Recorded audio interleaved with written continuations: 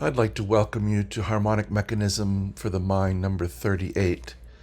This is going to be brief, and I'd just like to encourage anyone who's interested in consolidating their vocabulary and learning from themselves to keep a notebook or to keep some kind of an inventory of your ideas and the things you discover while you're playing. Maybe you play something spontaneously.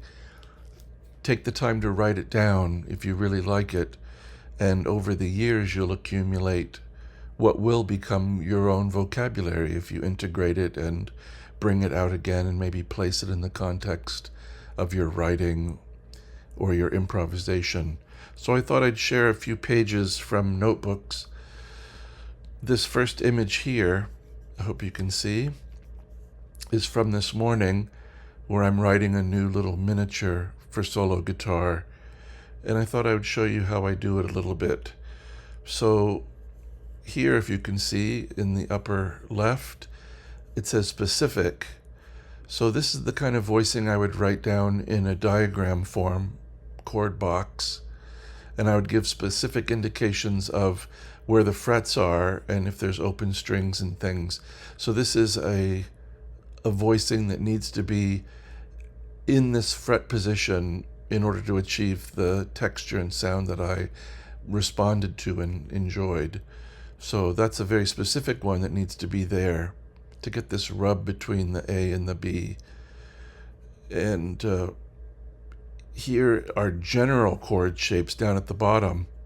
So these are just, to me, evocative sounds that can be placed anywhere, depending on what you're writing and what you want to bring out as far as melody or just a feeling.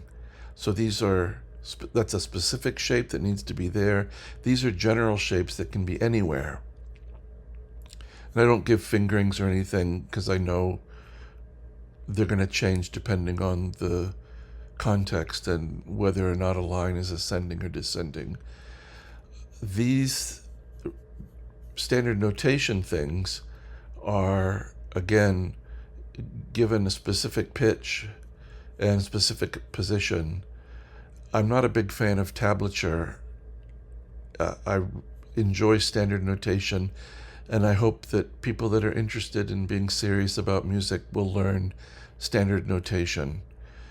It's worth it, and it's a really beautiful thing to be able to open an orchestral score or a piano score and be able to read it and make some sense of it, and not just learn treble clef, but learn bass clef as well. It's not that much harder, and it'll really do nice things to your brain. So what I do is, so here's a B on the 6th string, F sharp on the 5th string, D and F on the 3rd string, and an A sharp on the 2nd string. So I make note of that because of the timbre and the sound quality that comes from playing it on these strings rather than trying to find some other way. The same is true here. Then they have this little arpeggio over here, and that's a movable shape that's not locked down in any particular position. It's just something I was working with this morning, breaking it up and maybe playing 1st string, 3rd string, 2nd string, 4th string, 3rd string, 4th strings, things like that. So that's one image. Here's something from 1998 where I have to say my reach was far better. Some years, so that was many years ago. I'm going to be 61 years old this year, and things like these chords here I cannot reach. But what I'm showing is the standard notation of the pitches, then the fingering. If it's a note to be played after, I usually put it in a little open circle. There's indications for harmonics here. There's some little Travis picking thing that I wrote down here at the bottom in 1998. And So I've been doing this longer than 1998. I have notebooks that go back farther, but so this is a particularly dense one. I think these are harmonic chords and some really big stretches in some of these that are impractical. And then this kind of thing from 2010. It's a phrase inventory and a sequence inventory from a Bach violin sonata from the Presto. I'm sure it's from the first violin sonata.